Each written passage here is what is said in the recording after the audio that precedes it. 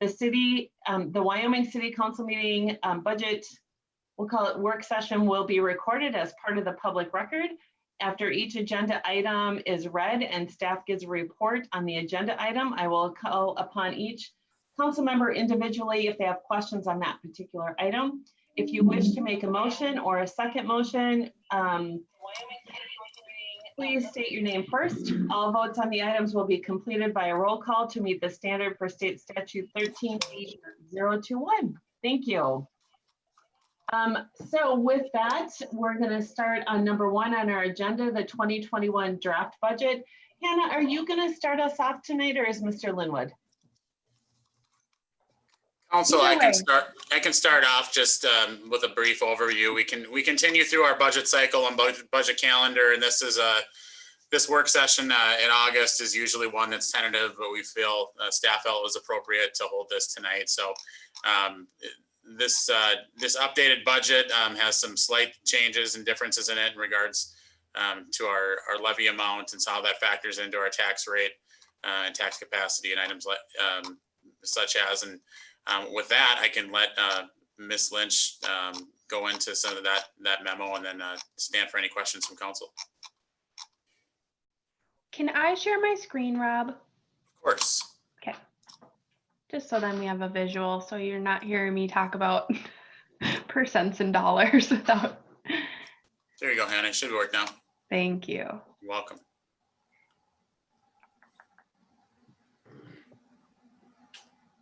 Okay, can everyone see the tax levy summary? Okay, perfect.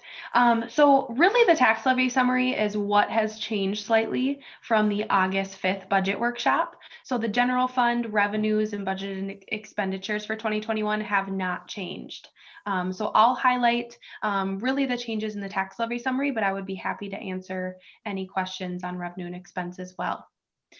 So just an overview again. So this tax levy summary is looking at the city's total tax levy proposed in 2021. We are proposing a $4.4 million levy that is increasing roughly $212,000 from 2020. This percent increase is just over 5%. So that is a change. Previously, we had a 6.91% increase. The city has multiple levies. So that first one, the general levy, is the city's operating levy. That has not changed. The one thing that we did change from what we previously presented in a memo was the capital levy. So we decreased that capital equipment levy about $80,000. And that's where we were able to bring that increase down from 6.9 to just over 5. The reason we were able to decrease that capital levy, we had gotten some better updated LGA numbers for 2021. So we had a very conservative estimate, but when we got that actual number in there, state aid was able to take on a little bit more of the burden for capital in 2021 than the levy. With that, we also show tax capacity. So again, that is given to us by the county. Tax capacity is increasing $550,000 or 5.66% compared to 2020. This is a preliminary number. It is usually pretty close to final, although it does change slightly after December. But we try and provide this so that we can give you an idea of the tax rate, right? So how is this tax rate going to be applied to the taxable market value of residents and commercial businesses? That tax rate is calculated by taking the total levy, so the 4.4 divided by the tax capacity of 10.2. Previously, we were showing a slight increase in that tax rate, but with the decrease in the levy that we're presenting tonight, we are showing that the city's tax rate is proposed to go down to 43.3%. We're able to do that because the increase in the levy is less of an increase than the increase in the tax capacity. With that, we also added a few extra kind of graphics in here. So the first one here is this table. This is looking at, what is the dollar impact on a resident or commercial property. There's assumptions built in here. We're just trying to give you an idea. So this assumption is taking into account. So if this is a resident's 2021 market value, we're assuming it has increased 5% from 2020. And factoring in these tax rates, this is the increase that those properties would see. The reason that properties would be seeing an increase in property taxes is because although the city tax rate is going down, if market values, taxable market values or market values in general are going up by 5%, that is really where that increase is being realized. Again, this is City of Wyoming taxes, not a total tax bill. Finally, we also did add in this graphic for the tax rate. So kind of giving you some history, we previously had shown what the levy has looked like since 2016. It has stayed pretty level between that 4 million and the 4.4 proposed in 2021. With that levy, again, we calculate the tax rate with the levy divided by the tax capacity. The tax rate has been able to go down due to the city's increase in tax capacity. So with that, I will be happy to stand for any questions.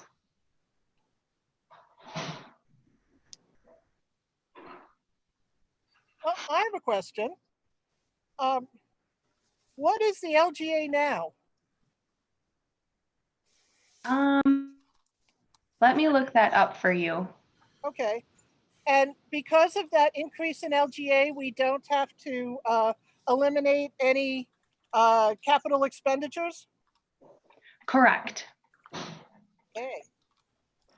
We were thinking that LGA may possibly decrease in 2021 due to just the economic state we're going through right now, but that was not the case. We have conservatively planned for maybe a slight decrease in 2022, but with the actual numbers that came in, Rob, do you have that LGA number? I do. I'll give it to you right now. I apologize. I had it up and then I accidentally closed it. That's okay. For 2021, it's $302,393. Thank you. All right. Member Luker, do you have any questions? I don't right now. Member Schilling? I have no questions at this time. All right. So I believe that we don't have any other questions. We don't need to pass anything. So that's good. That sounds good. Yeah, so we will plan on bringing this back to you in September.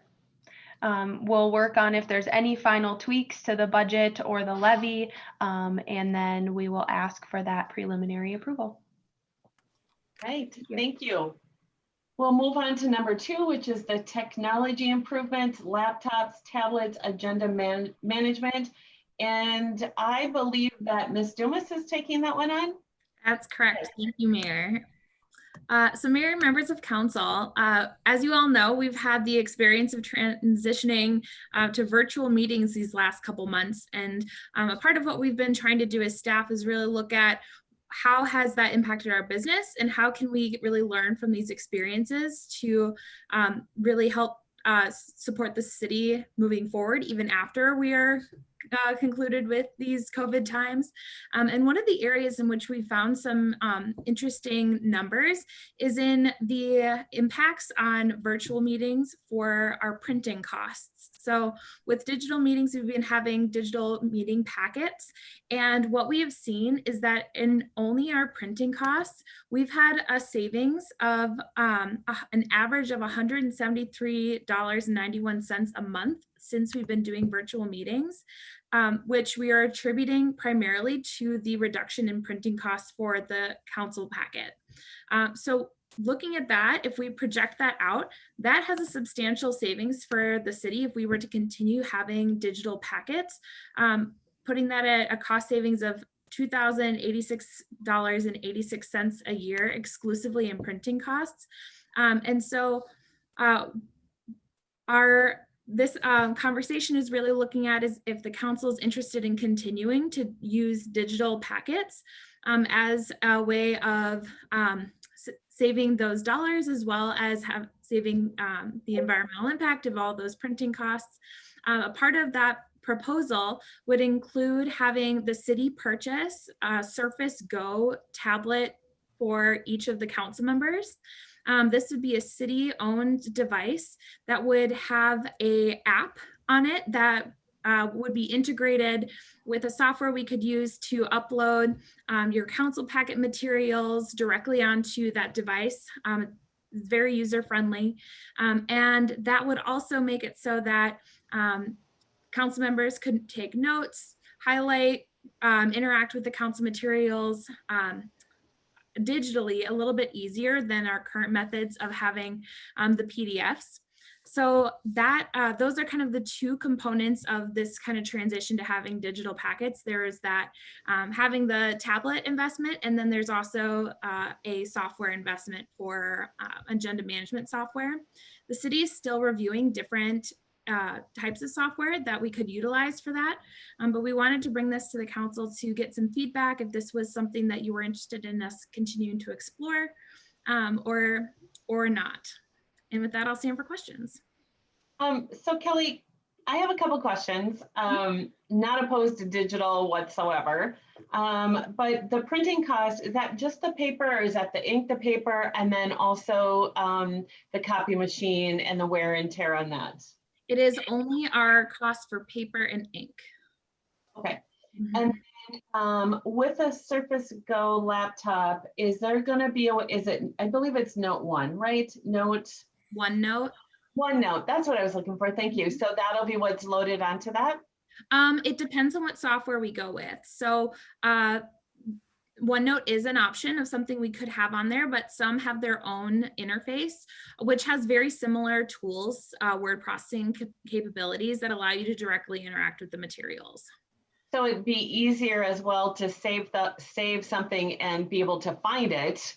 Yes. By just certain words or dates or whatever, you'd be able to find information that you're looking for, which makes things a lot easier. Mm-hmm. So awesome. All right. So questions. Dennis, do you have any questions? My first question was answered by Kelly. The one thing that I do now is I currently download our council packets onto my HP, and then I can make notes on them. That's actually a real positive for me because I like to do real time. So that would be very important to me, and not having the paper in front of me would be even better. So I'm actually for this. I did this in my office as well. So that's great. All right. And Linda. Okay. Does the 2086 year also include the board and commission packets or board and commission materials? That is calculated based on all of our printing costs. So I'm not totally clear if we printed the board and commission packets off prior, Rob. Most of them, the planning commission, we were still doing hard packets for until the pandemic, but the EDA and park commission, that had gone slowly electronic. We did have one member on a commission that still requested a hard copy, but otherwise it's gone slowly electronic. So I think that number, that's also not taking into consideration some of that planning commission as well. Mm-hmm. Planning commission for the most, planning commission for, okay, I wasn't sure if you could hear me. Planning commission for the most part since the COVID has been doing all electronic packets too. Mm-hmm. So. Thank you. Linda, any other questions? Yeah. No, I had understood that there were some hard copies available at board and commission meetings. So that's why I asked if it includes those hard copies. That's our total printing. Okay, so cool. It would include the printing that we did for those boards and commissions. Yes. Okay, thank you. Will all board and commission members get tablets? That is not a part of the current proposal, but if the commission was, or the council was interested in that we could bring you those numbers as well. And how much does one of these Microsoft Surface Go's cost? The Surface Go itself retails at about $600. There would be some additional upstart costs associated with setting up all the software. And that would be a CARES Act eligible expense, as it would help facilitate our city operations in response to COVID-19. And it is an unplanned expense that we, so those two criteria are, do make it eligible for CARES reimbursement. Oh, okay. Do you have any, a ballpark figure for the startup costs? It would be, if all of the council were to get Surface Goes, and the, with the also startup costs for getting those materials together, it would be about $10,000. Okay. And then does that $10,000 include the agenda management software? No. All right, and so we don't have a ballpark figure for that? We don't, since we haven't identified a specific vendor that we would want to recommend yet. Would, Mr. Linwood, do you look like you were going to add to that? No, I think Ms. Dumas, I answered it correctly. We've seen one vendor and we have one cost from one vendor, but I don't know. We haven't gone through all of our different vendors yet. So to have I think to receive those, I don't know if it's appropriate to give a number on that yet. So we'll bring that to the council if we were to, utilize that agenda management software, because that would be a component as part of these, the features of these, because it will allow for some of this virtual, and even eventually we are back in person, allow for both the council and staff and residents and everyone else watching our meetings to follow along much easier. and would that software be covered by CARES also? It would be CARES eligible, correct? Okay, and then what kind of support will be required, and how much will that cost in subsequent years? Again, that really depends on which software the council decides to go with. That can range. And in terms of, there's different features and types of software. So that would really be a part of the next conversation if the council is interested in us pursuing that software component. Okay, and how much staff time will be required to train existing and new council to use the technology? I mean, and what's the monetary value of that time? Usually with these software, a part of the upstart cost is that they have, they come and train staff and that council members as well in how to use the software. And I would also point out that there's a significant cost savings for staff time in putting together these materials. This would, a agenda management software would significantly streamline the agenda compilation process. Okay, I was more getting at, now that's great, it's in the upstart costs, but what about 2 years down the road, we have 2 new council members, how much staff time is going to be required to train those individuals, should we have 2 new council members? Yeah, I think again, that depends on what software the council is interested in getting. From what I've seen thus far, the software is very user-friendly and very accessible. So I would not anticipate significant staff time required for training. Hold on a minute. No significant. Your memo says members of the public will be able to access this better, but how will members of the public who are not computer savvy and who don't have computers will be able to get at the packets or the information? Very similarly to how they're accessed now, in that they're on, and this is the digital format of the packet. If we were to get an agenda management software, usually those are more accessible for outlining what materials are included in a specific item. And so the idea is that residents who didn't know, all of the components would be able to select an item and see everything that was related to that. But again, that does depend on which software the council would be interested in getting and how, what features were actually available. And how will the city ensure? What? Member Yeager, if you have somebody there with you that are asking you those questions, a public or a resident, could you state their names who's asking those questions, please? Yeah, I'll say the name, Linda Nanko Yeager. You have somebody in the background asking questions. I'm just asking if you could No, state. I don't. Okay. It's just me here and possibly a woodpecker. Depends on, all right, software. And then how will the city ensure that the tablets are used properly and and have the tablets returned at the council members, end of the council member's term? The, oh, go ahead, Kelly. Otherwise. That would just be, you know, if there was a situation where a tablet was not returned, then that person would be charged with replacement cost of that. And that would be a part of the kind of initial user agreement of that item. Yeah, I think right now we have we have policies in regards to computer use for our city employees. The council, with these, we would pass a policy in regards to the use of them. They are public items, so there would be an expectation outlined in a policy, the same as we have for our employees, that they are to be used for city operations in regards to that. It's not for personal use, and as part of that, it would be necessary, as Kelly commented, that it would be necessary to return those once your time with the city, whatever capacity you were serving in, was over, that it is property of the city. Okay, thanks.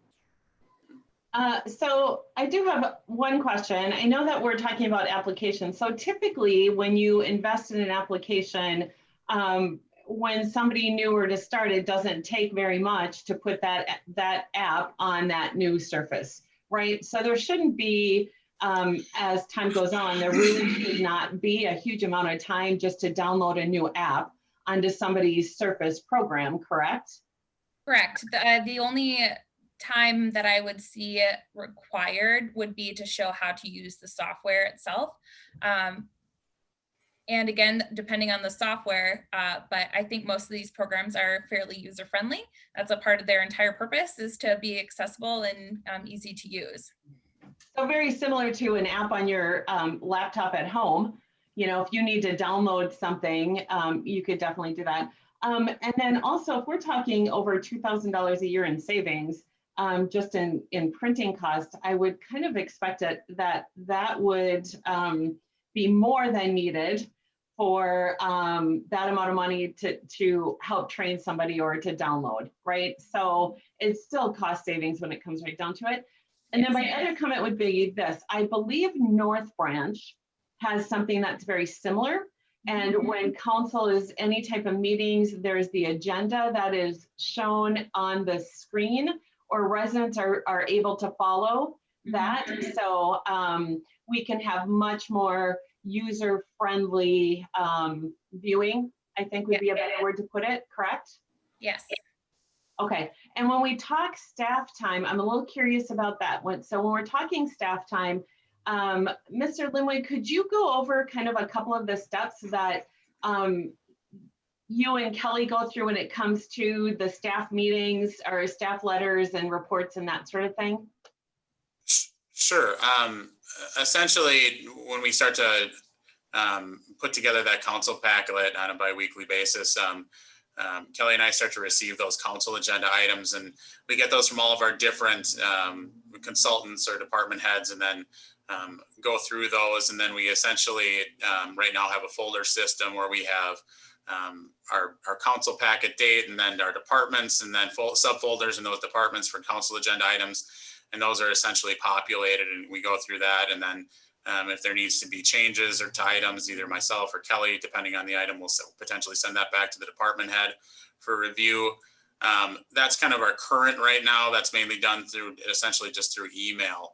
I think what these agenda management softwares do is it allows both for not only Kelly and myself, but for department heads or other staff, to where we have templates of potentially staff reports or other items, and you add the actual items, whether it's a report or whether it's a picture or a diagram within that software. That's sent then to notification to someone who is a reviewer, and essentially you look at it, make any potential changes, or you send it back to that reviewer. But essentially the packet self builds itself within that agenda management app, and I think that's where we really look at some streamlining of those processes, and you have some staff time that is definitely saved. And then as Ms. Dumas noted, and yourself, Mayor, they use the example of the city of North Branch. That is one type of that agenda management software. There are many other cities that use that, but it allows for someone who is watching, online,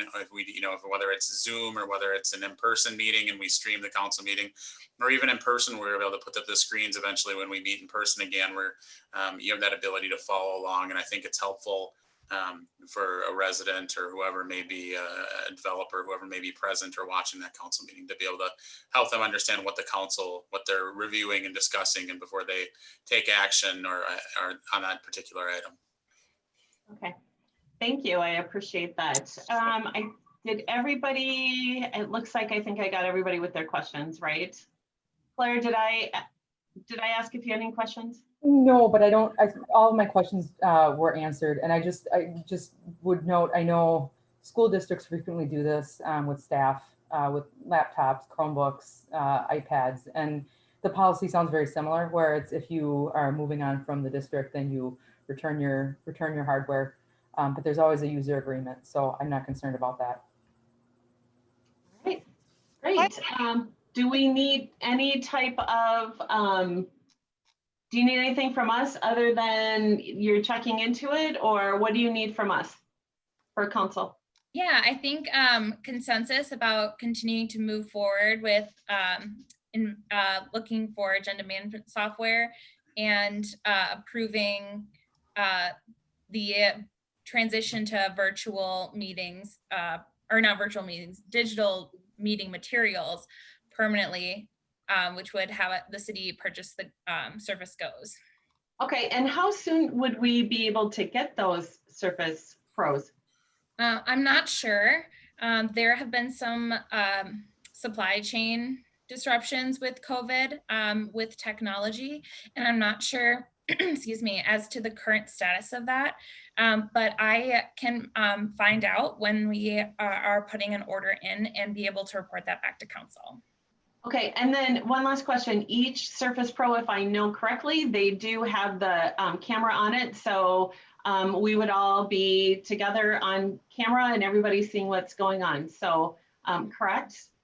Correct, yep. That's a nice feature too. So great, all right. So I guess I'll just go around the room. They need a consensus on whether we want to go ahead with this or not. So Claire? Yep, I'm in favor of moving ahead. All right, Dennis? I'm also in favor of moving ahead. Okay, Linda?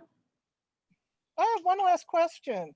When we go so far into tech, what happens if there is a internet outage or any kind of power outage? Do our meetings get canceled? Well, I think you can probably say that for what we're doing right now. I don't think it's necessarily if you have a power of tech. I think it can be stated right now, if we had a power outage via Zoom, you would have to have an individual call in. I think that's the dual purpose of Zoom. But in regards to these pads, when a time and point does come where we are meeting in person, I think they're user friendly enough where most cities or councils bring those items with them to the council meeting, and it replaces that packet where they have had the ability to use those softwares and be able to make things that they want to bring up, or whether it's highlights or marks or items like that. But obviously we're always, no matter what we do, in regards to, unless we're all here at City Hall, we do have a generator if we were to lose power. But otherwise, if we were on no power tonight, we wouldn't have visuals, but we certainly could still talk, continue the Zoom meeting just via phone. Okay. But so the packets are all loaded onto the device. Mm-hmm. And they would not have to be downloaded from a cloud. It would come, you wouldn't have to turn them in. We could essentially, as long as you had an internet connection, we could send that packet to the council members. And then as long, even if you lost power, as long as you had your laptop or the pad charged up, you wouldn't have any issue. Okay, thanks. You're welcome. All right. So Linda, are you for this or not? I'd like to see more numbers. I really don't have enough numbers to start running them and see how cost effective this is as yet. All right, well, I think the majority is please move ahead with it. And as you get more numbers, that would be great. But I think this is, again, putting us in the 21st century, and we're all about saving paper and saving money. And I think that that could be a really good addition. So, all right, we will move on to number 3, nonprofit grant CARE Acts. Mr. Linwood, are you taking this, or is Ms. Dumas?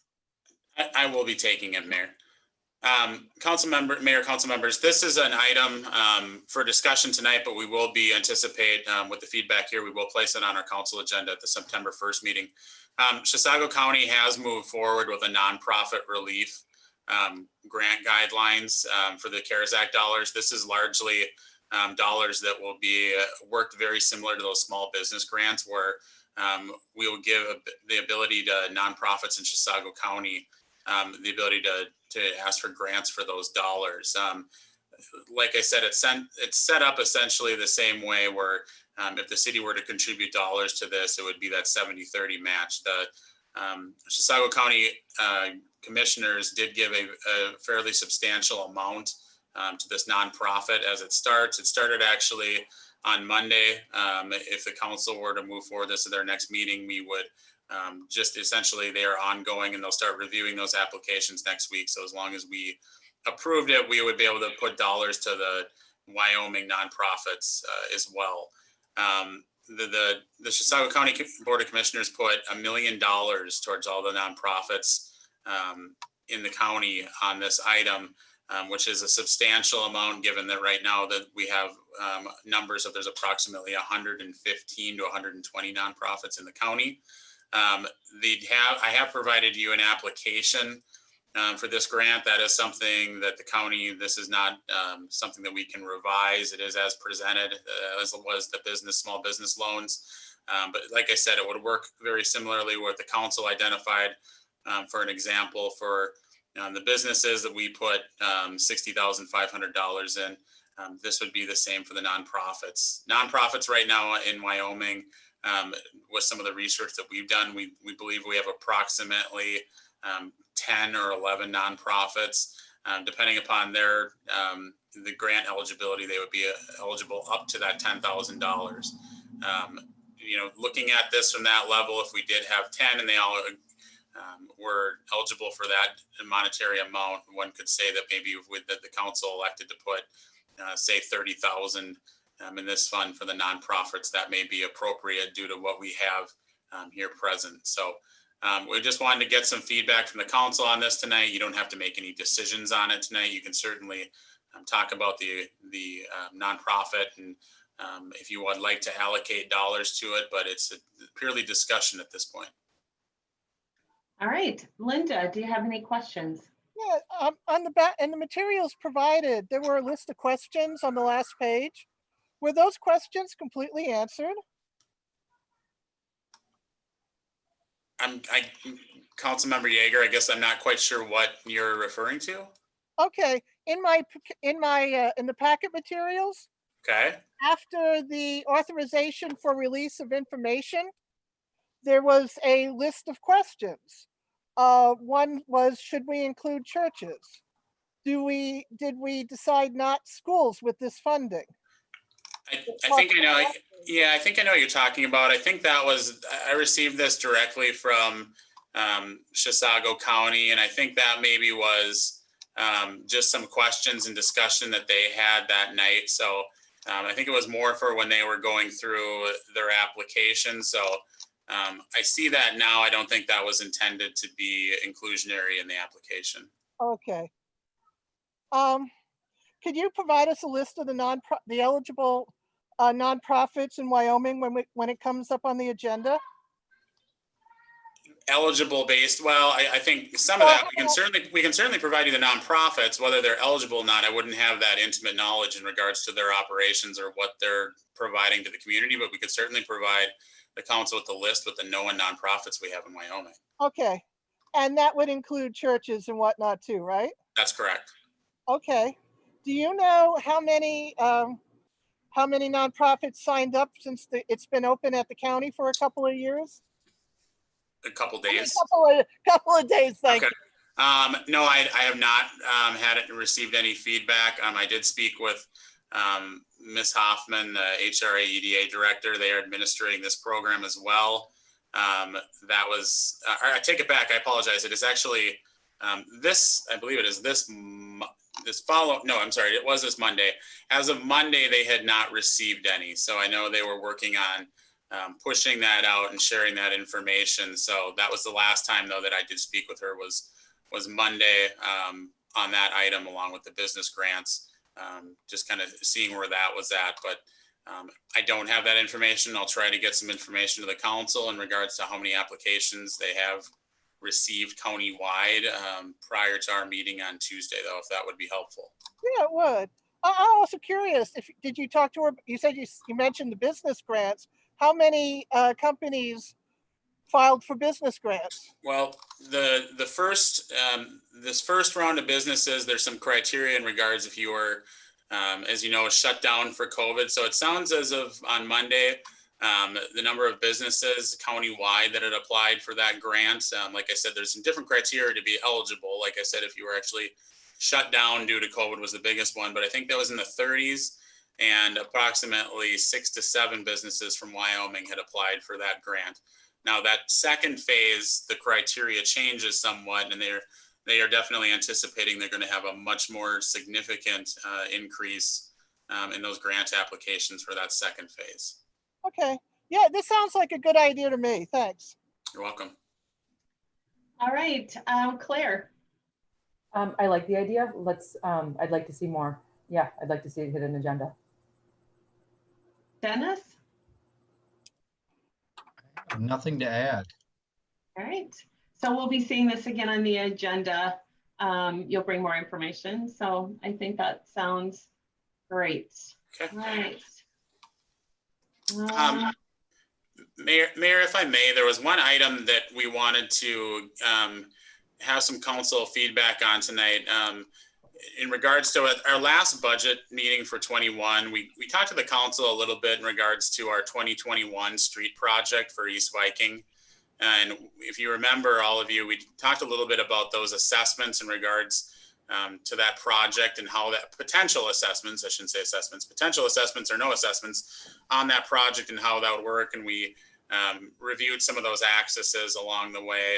And we wanted to probably just kind of have a little more conversation with council tonight on that and try to work towards getting a final determination as we continue on to this project and Mr. Erickson continues to finalize some of those plans. So with that, Mr. Erickson, did you want me to bring up an overview of that, or did you want to?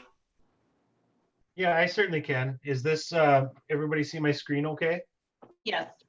And Rob, you did a really good job of summarizing that. And again, just, you know, we're beginning to finalize the plans. And so when we look at this, we wanted to discuss whether or not this is a public improvement project that would involve assessments. And so we're beginning to, as I mentioned, finalize the plans and begin our public outreach with this project and begin speaking with businesses and residences, get out information regarding the project in our next newsletter, or an upcoming newsletter, I should say. And one of the questions in particular for those that are adjacent to the project will likely be, you know, is this project going to be assessed? Is there any component that is going to be paid for by the adjacent landowners? And so that's one question that I know that we will be asked.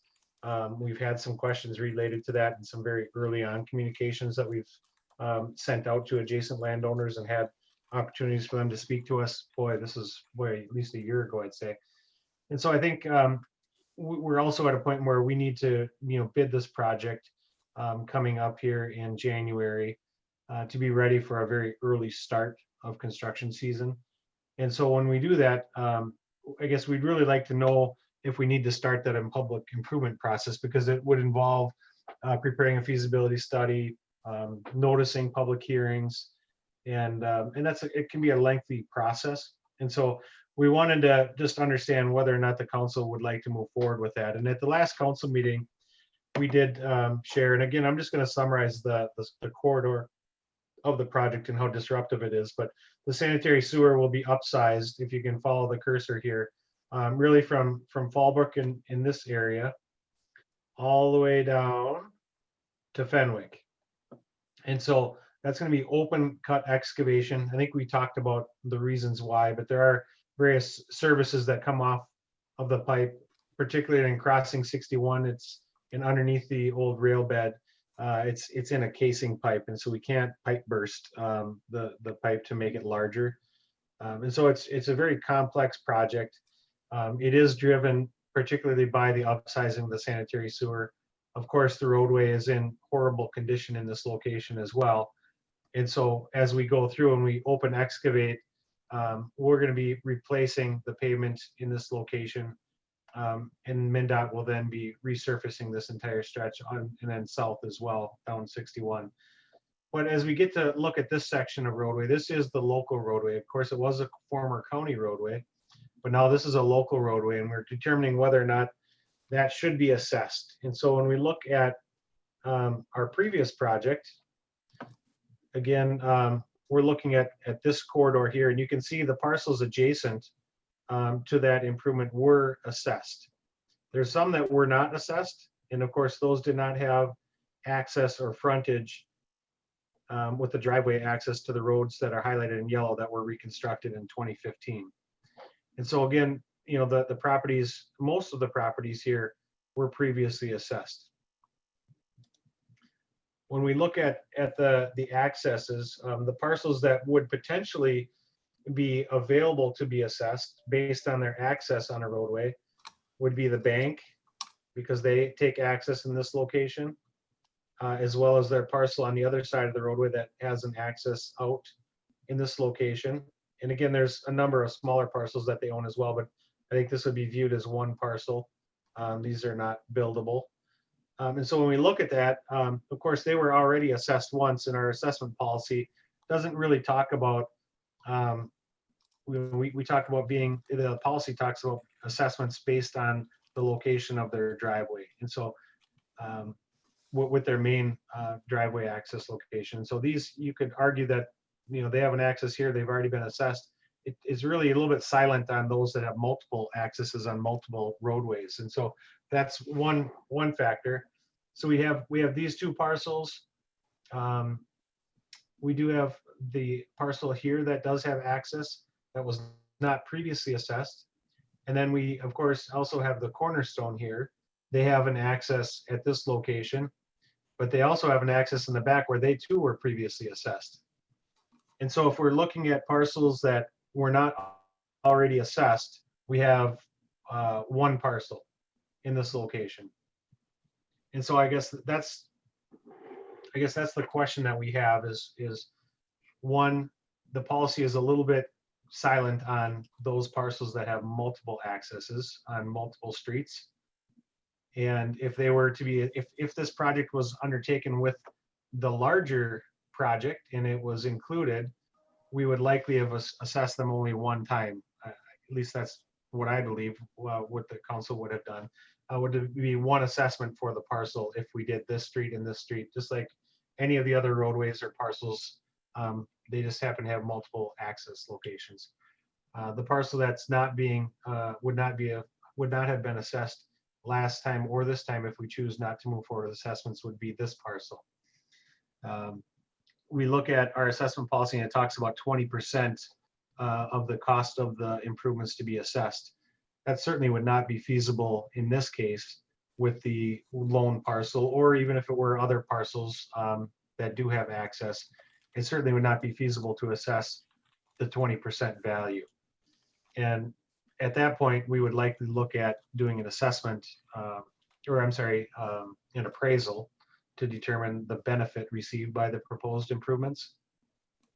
And then we couple that with the public improvement cost and to prepare the feasibility and hold the public hearings and have neighborhood meetings and things of that nature. It starts to get more expensive than we would have received in the assessments. And so I think those are all things at least that we need to consider. And so we wanted to just bring that to your attention. We did talk about this at the last meeting. We did a little bit more research looking at the policy and looking at the parcels a little bit closer. And so we're very confident that the process in and of itself would be more expensive than what we would receive in assessments. And so I know there's a little bit more to it than just that, but we wanted to bring that information to the council and hear your thoughts on how you would like to proceed. All right, Claire, thoughts? Sounds expensive. Okay, so if I'm understanding this correctly, if we kind of clear up some of that vagueness of, you know, how many times, the vagueness in the policy in terms of how many times somebody can be assessed. And if we said, you know what, you guys have already been assessed once in the last 20 years, and then we moved ahead in that direction, then we're looking at the appraisal piece. Is that correct? Yeah, I think we, knowing that we're not going to be able to just assess 20%, you know, that's a calculation, and we look at that and we think, okay, it comes in like in our last project, we looked at the total assessable cost of 20% and distributed that amongst all of the parcels that were accessible, and we came up with a value. And I think the last project we have that's currently under construction was in the $6,500 range. We know that that is a reasonable assessment amount, and we didn't go through the assessment process or the appraisal process. In this case here, that calculation would yield an astronomical number that would not be, it wouldn't pass the benefit test. And so then we would need to do an appraisal that would cost, we would have to pay somebody to do an appraisal to really to identify what could we reasonably assess this property.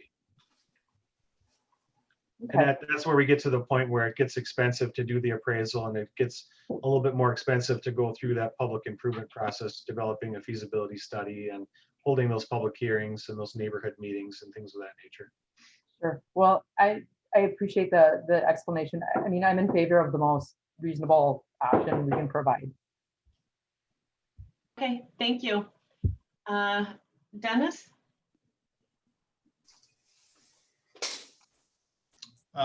Mr. Erickson, you actually answered one of my questions from the previous meeting. My feeling has always been if they've already been assessed, we don't assess again. Corner properties get kind of butchered. Could you do me a favor? Could you show me that last map of the ones that were not assessed on the up and coming project? Thank you. Right, and so it's really the parcels that are located adjacent to the vacant bank parking lot, the gravel lot. And so they were assessed for the large parcel. There's a couple of smaller pieces that were separate parcels that actually don't have access, or actually the access goes through this parcel and out to East Viking.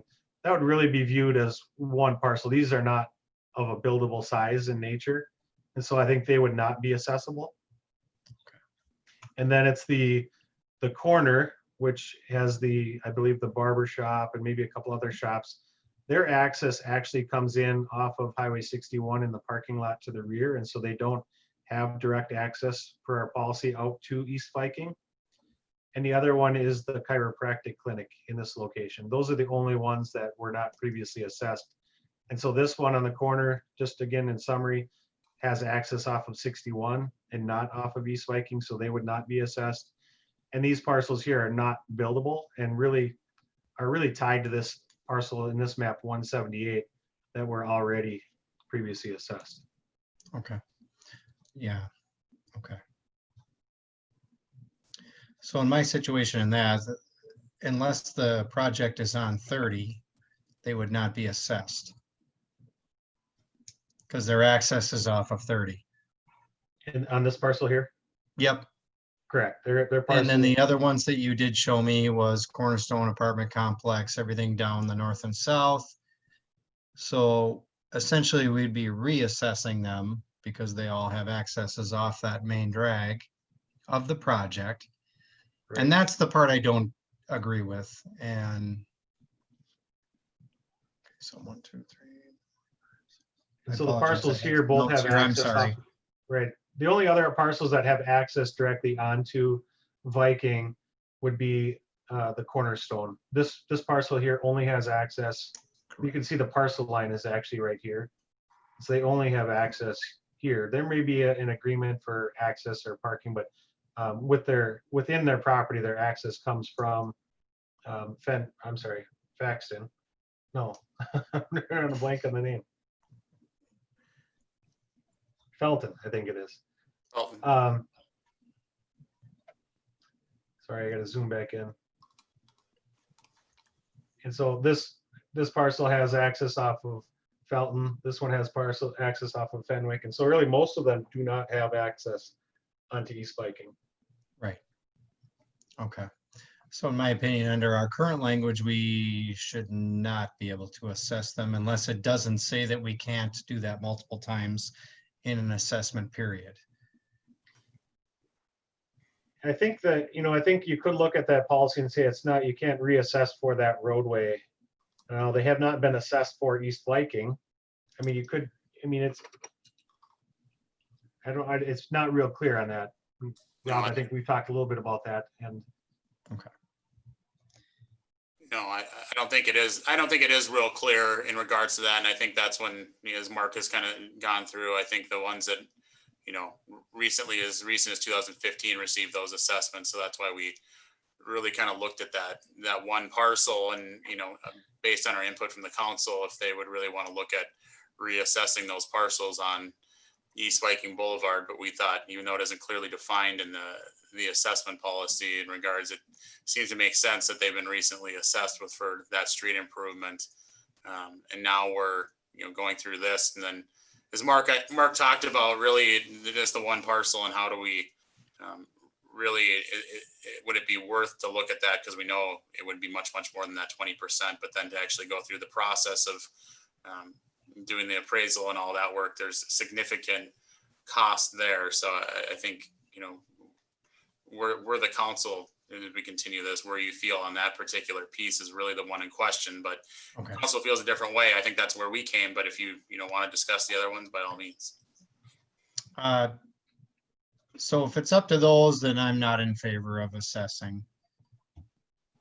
And the one that I brought up, I'm more in favor of changing our language because I think it's kind of a punishment to have a corner lot. So if it's within the 20 years scope of work, so. All right, thank you. Linda. Is this the only this is the only section of town where we are running into this problem? Let me rephrase. Is there any other section of town where this issue could come up again? I think for the most part, this policy really works really well with our residential areas. We allow one driveway access, and so we don't typically run into this scenario. On occasion, there's a secondary access that someone uses to their rear yard to get to a shed or something like that. But their primary access, there's one primary access with residential. Now, commercial, there may be a couple other circumstances throughout the community, and I'm trying to think. I'm certainly wasn't prepared for that question, and I'm trying to, in my head, think of other areas that might have multiple accesses on corners. And there certainly may be some in the industrial area.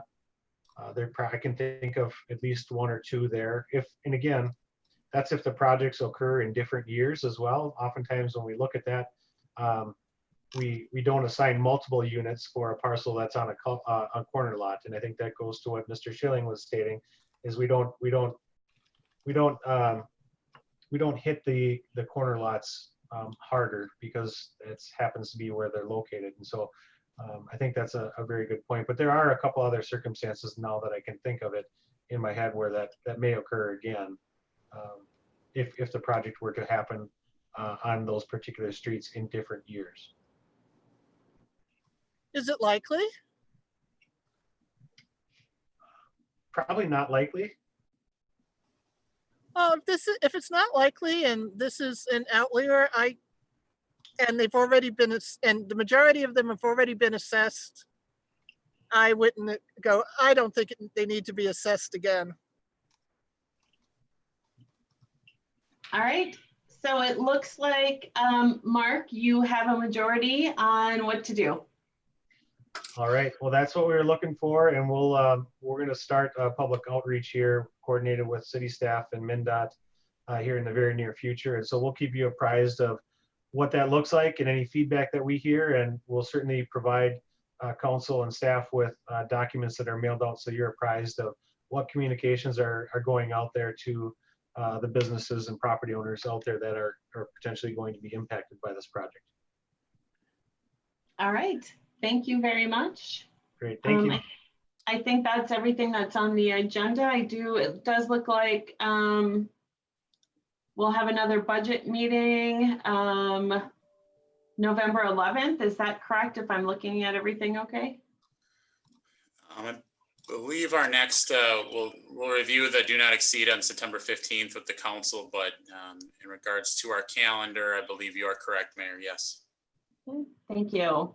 All right, so with that, I do want to make sure that I remind council that these are public meetings, and if there are people that are, if we do have residents that are next to you and they have questions, we need to make sure that their names are stated so we do get them in the record. So just wanted to make sure, just like any other meeting, if a resident has a question, they do need to state their name. All right, so with that, I am going to adjourn the meeting. Thanks, everybody. Really appreciate it. Good to see everyone. Thank you. Yep, thank you. Have a good night.